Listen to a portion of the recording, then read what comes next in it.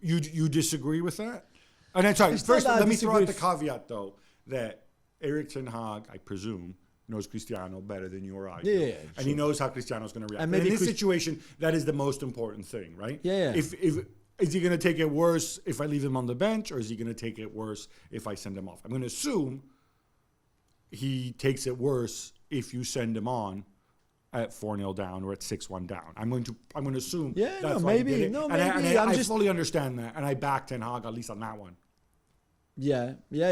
I'm just thinking City are not going to be as good in the second half because they're so dominant and they're so good already that they're going to, kind of not take it easy. But so what? You're going to score 4 goals and come back? No, not come back. But you should be better, and United were better, slightly better in the second half. I'm just thinking Cristiano is going through a big goal drive in a way. I know he scored in the Europa League, but come on.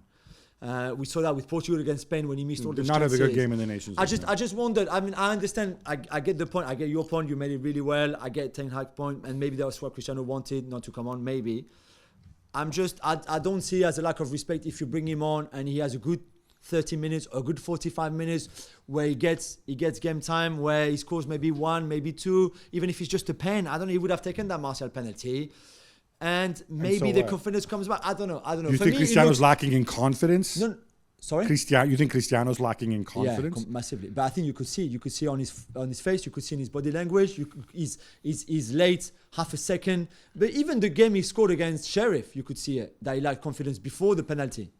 I really think that it's not a good time for him. Right. And I just wonder if a game like this and you send him on at 6-1 down. No, but maybe not. Maybe you're right. I'm just saying. I wonder. Now he's going to play in the Europa League, a game that he doesn't want to play either. By the way, he's going to. He'd rather come on at 6-1 down. No. I'm not. That's not what I'm saying. I'm just, I don't know. I don't think there was maybe not right. It was a tricky situation, I think, for everybody. Maybe, but maybe you're right. Maybe I'm wrong. Shall we talk some Haaland? You got something? He scored with his head. He scored with his head. So, remember, that's the area he was going to improve.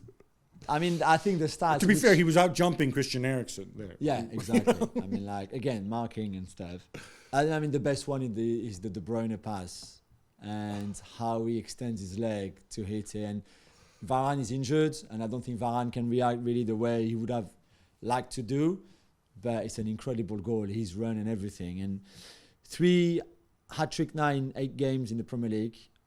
Obviously beating the... It's only 2 more than Phil Foden. True, but the previous record of how quickly you score. I've seen the stat. This is a silly stat. It's amazing. I mean, Michael Owen, 40... Why? It's a silly stat. It's not. It shows you how hard it is to score a hat-trick. Yeah, of course it does. It's ridiculous. I mean, if he continue like this, how many goals is he going to score? 55 or something. It's just. All right, I think Dixie Dean who young guns out there don't know, is the all-time holds the all-time single season record. Yeah. In the English top 5. I think it's 61 goals or 63 goals, something like that. Didn't he have 29 at Christmas or something like that? No, you're thinking of Clive Allen. Oh, sorry. Who scored 49. All right, so Dixie Dean played before the war. Yeah. Right? Clive Allen is still alive. Yeah, Clive Allen, if you're watching football in England, you can. He commentates on Ligue 1 because he played for both of them. He scored 49 goals in a season, I think, for Spurs, was it? And I think he had 26 or 29 by Boxing Day.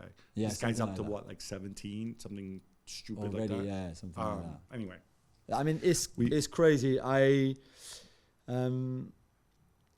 team that defended the best on him is Bournemouth. I'm not sure where this is going, by the way, but I'm just telling you what I feel. And they had a plan. Not very good because in the end he still gave an assist to Gundogan and Gundogan scored and they lost 1-0. But at least they had a plan. I cannot understand. And I think to a certain extent Dortmund had a plan when outside of his incredible Johan Cruyff-esque goal or Ibrahimovic-esque goal. They defended really well on him. I could not understand how you can go in a game like this. And again, I don't want to go too hard on Ten Hag. Back on Ten Hag. Without Erling Haaland playing. What do you have against Dutch bald men between Ten Hag, between Peter Bosz? Seriously, we're going to find out that Ronald Koeman actually is wearing a wig. Come on, and he's bring me a bald. plan. Do something. You can't let this guy run like this because he's going to score 1 million goals. Earlier we were talking about sort of the one-on-one factor and the ability to pass. I also thought this was a game, and okay, United made it very easy for him. But I always thought, like, how is Grealish going to get better, right? Yeah. I thought this was a game where he made the right decisions at the right time about when to take the Yeah. opponent on Very good. and when to pass. I need to see him against better opposition, frankly. Yeah. But it shows that you don't have to be focused or obsessed with Grealish's stats of assist and goals. He can be very influential in the game, very important. Absolutely. In a game where he doesn't score an assist, it doesn't matter, like he did against, as you said, a poor position. All right. Final point, because I think this is going to kind of get lost in the wash, right? I think Rodri is critical to City, to the way they play. He's in their worst team without him. I want to just underscore how in this game, City played most of the game. All right, and United were terrible, whatever. Yeah.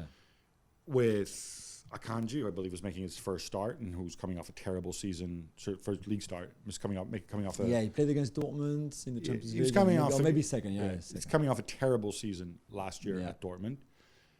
Nathan Ake, who hardly played in his first 2 seasons since coming over, and is Nathan Ake in the end, right? Yeah. And most of the game, Sergio Gomez, who He's just arrived. is a dude who they signed from Anderlecht, right? I find and they still look like Manchester City. Yeah. That's coaching. That is amazing. That is coaching. That is, and you can't even say, oh, but it's so much easier to play if you've got great players around you, because those dudes play at the back. They don't have great players around them. They have each other around them. Right? I thought that is a real testament to the environment that just allows you to integrate people very, very quickly. Because honestly, those guys at other clubs, I don't know that they succeed the way they did in this game. Yeah. Also helps when you're playing this version of Manchester United.